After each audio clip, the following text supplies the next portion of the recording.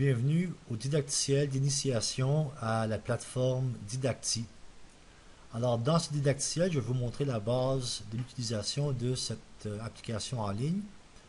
Premièrement, pour ouvrir votre session en tant qu'enseignant, vous devez utiliser votre adresse courriel de l'école. Et le mot de passe sera exactement pareil. Alors, vous réécrivez votre mot de passe, vous réécrivez l'adresse courriel, et ce sera votre premier mot de passe. Vous pourrez le changer ensuite, une fois que vous avez ouvert votre session pour la première fois. Vous cliquez sur Connexion, et voilà, la page actuelle, c'est la page d'abonnement que vous avez. Actuellement, vous n'avez aucun abonnement, ça veut dire que vous n'êtes en train de suivre aucun autre enseignant et aucun enseignant est en train de vous suivre.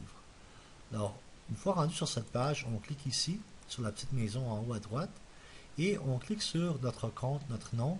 Dans mon cas, c'est ESMC à ANST. Alors voici ma première page, ma page d'accueil. Et ici, je vois mes groupes. Si je clique sur ce raccourci, je vois tous les groupes auxquels j'enseigne à l'école Marie-Clarac. Alors, puisque j'enseigne juste en premier cycle, j'ai mes trois groupes de première secondaire, 101, 102, 103, et j'ai mes trois groupes de deuxième secondaire, c'est-à-dire 201, 202 et 203. Alors, je pourrais voir ce que chaque groupe a comme travail ou ce que je leur ai envoyé comme travail juste en cliquant sur le bouton ici. Alors, si je cliquerais sur le groupe 101, je verrai que le groupe 101 actuellement a une tâche ici que je leur ai envoyée, un travail qui est la première activité au clavier. Alors, les élèves voient exactement ça quand elles ouvrent leur session.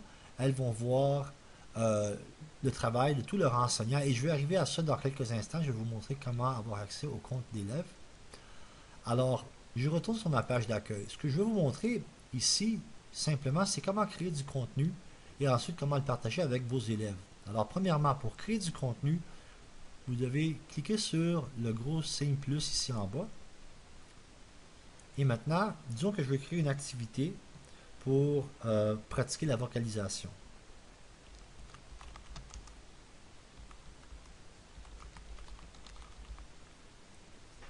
Alors, je donne un titre à mon travail et je peux mettre des instructions ensuite. Alors, comme vous voyez, je tape le texte comme je taperais dans Word, comme j'écrirais un texte dans Word. Alors, je donne mes instructions.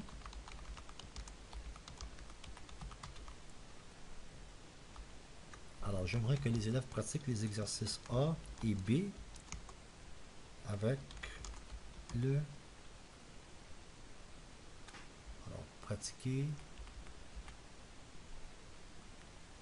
ou chanter plutôt que pratiquer, chanter les exercices A et B avec le clavier.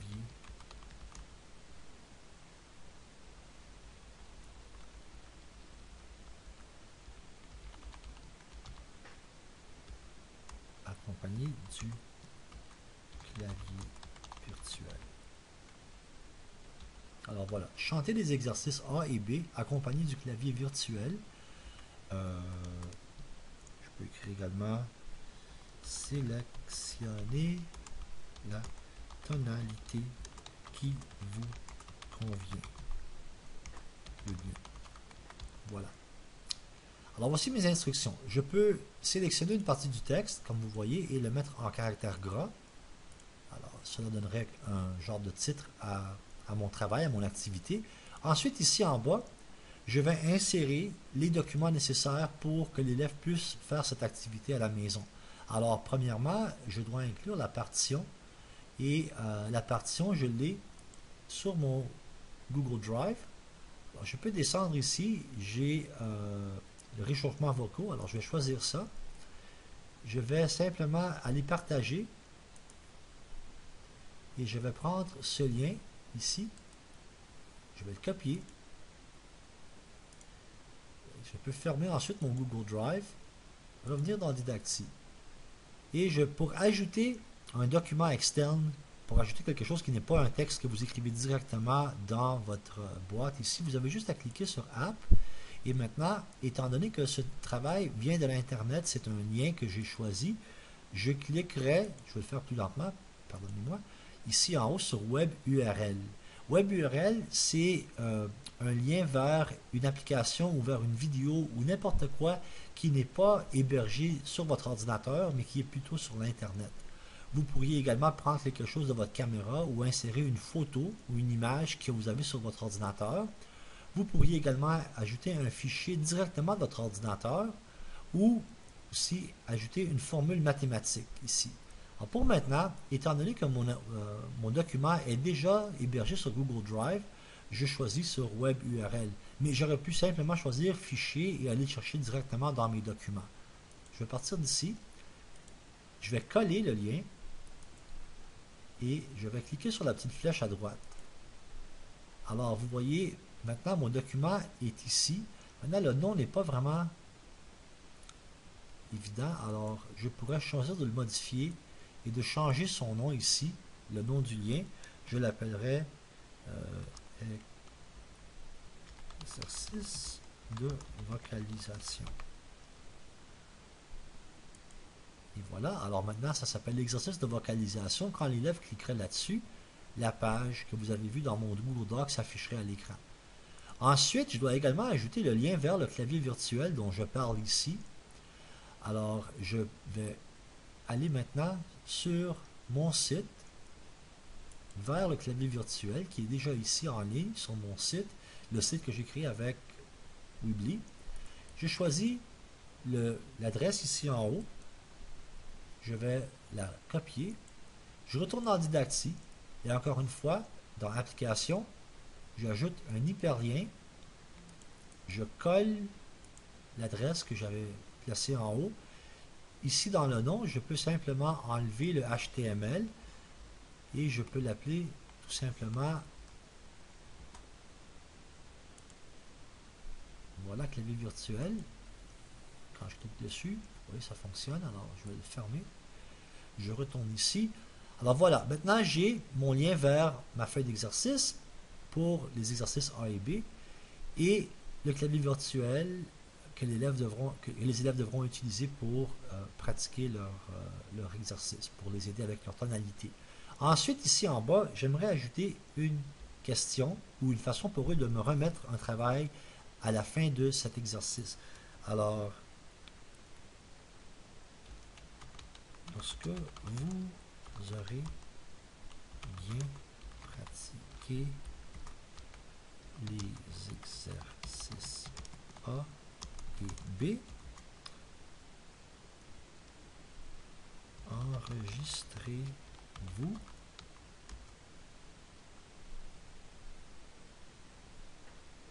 avec votre téléphone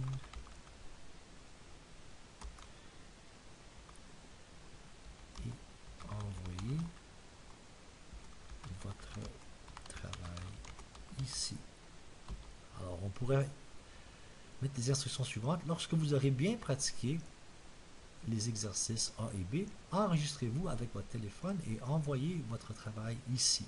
Et maintenant, demandez une réponse. Je clique là-dessus. La réponse serait caméra. Alors l'élève cliquerait là-dessus. Pourrait faire ça directement de son téléphone cellulaire d'ailleurs, en allant sur l'Internet, en s'enregistrant avec son iPhone par exemple, et en cliquant sur soumettre photo, vidéo, lorsqu'il exécute l'exercice en question. Alors voilà, mon exercice est fini, il est terminé. Je clique sur la flèche droite. Je viens de créer une activité qui s'appelle pratique de vocalisation. Voici les documents en question. Voici les instructions pour l'évaluation et le bouton pour soumettre le travail. Maintenant, ce travail est hébergé ici dans ma page d'accueil en tant qu'enseignant, mais actuellement, il n'y a personne qui la voit sauf moi. Pour la partager avec mes groupes, je clique ici sur les trois petits boutons à la droite et je choisis de partager avec. Et dans partager avec, je vois ici tous mes groupes, toutes mes listes, mes groupes de classe que j'ai.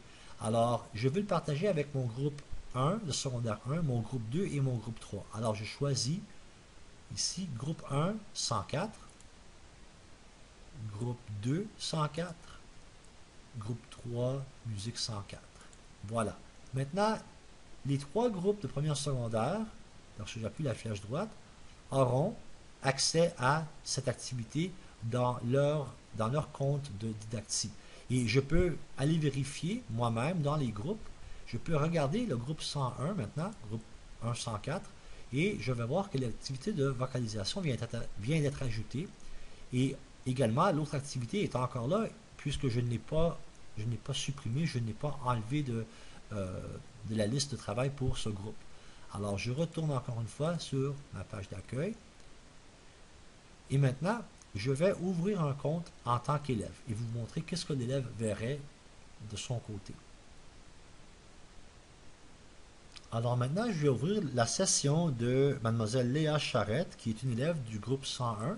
Alors pour les élèves, pour ouvrir leur session, elles doivent écrire en premier ESMC pour École secondaire Marie-Clarac, A commercial, et ensuite leur numéro d'étudiante. Alors le numéro d'étudiante de Léa serait 4617. Et le mot de passe, le premier mot de passe, c'est exactement la même chose que pour les enseignants, c'est-à-dire c'est le nom d'utilisateur. Même chose. 4617, j'écris la même chose. Elles pourront évidemment le changer après la première fois qu'elles ouvrent leur session. Je clique sur connexion. Et voilà, maintenant je suis à la page de Léa. Et dans la page de Léa, comme vous voyez, elle a déjà un devoir. Alors quand elle arrive sur sa page, elle voit les devoirs qu'elle a reçus déjà aujourd'hui ou les activités que le prof lui a envoyées ou qui a placées dans son compte Didacti. Elle voit la pratique de vocalisation, elle est là. Elle voit également la première activité au clavier. Et s'il y aurait d'autres enseignants dans sa classe qui lui auraient donné des devoirs, ils seraient également ajoutés à cette liste. Alors Léa peut faire le travail, elle peut consulter les documents en ligne comme ça. Elle peut voir l'exercice de réchauffement A et B. Elle peut également retourner dans Didacti, voir le clavier virtuel. Alors elle a l'exercice de réchauffement. Elle a le clavier virtuel. Et une élève, si elle veut voir plus qu'une fenêtre à la fois, disons qu'elle veut voir le clavier virtuel à côté de l'exercice de réchauffement, elle peut simplement prendre l'onglet ici et l'arracher comme ça et le placer n'importe où sur l'écran. Maintenant, la taille de mon écran ne me permet pas d'afficher les deux d'une façon appropriée, mais vous comprenez l'idée. Alors, on pourrait avoir les deux, une à côté de l'autre, et l'élève pourrait, lorsqu'elle pratique son clavier, voir sa partition en même temps. Alors, je vais fermer cet onglet. Je vais fermer celui-là également. Et je retourne dans le compte de l'élève de Léa ici. Maintenant, si Léa veut consulter tous ses cours, tout ce qu'elle a à faire, c'est cliquer ici en haut sur le bouton orange. Et maintenant, elle voit tous les cours dans lesquels Léa est inscrite à l'école Marie-Clarac. Éducation physique, anglais, éthique et culture religieuse, etc. Si elle veut aller consulter les documents qu'elle a dans une de ces matières, elle n'a qu'à cliquer dessus. Elle voit le nom de l'enseignante. Et actuellement, il n'y a rien ici dans cette liste. Alors, si Mme Dubé lui aurait laissé un travail, il serait également ici. Et l'élève ne doit jamais se désabonner, puisque si elle se désabonne, elle ne verra plus le cours d'éthique et culture religieuse dans sa liste.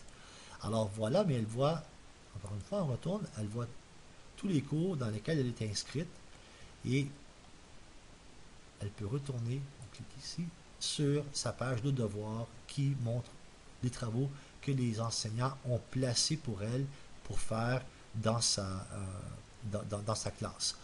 Et voilà, c'est très facile de cette façon. Alors si l'élève est prêt à enregistrer son travail, là je n'ai pas de téléphone cellulaire branché ici, mais elle pourrait faire ce travail très facilement à partir de son cellulaire. Elle fait la pratique sur l'ordinateur et ensuite elle va dans son cellulaire pour enregistrer la réponse et cliquerait sur le bouton à partir de l'Internet sur le cellulaire.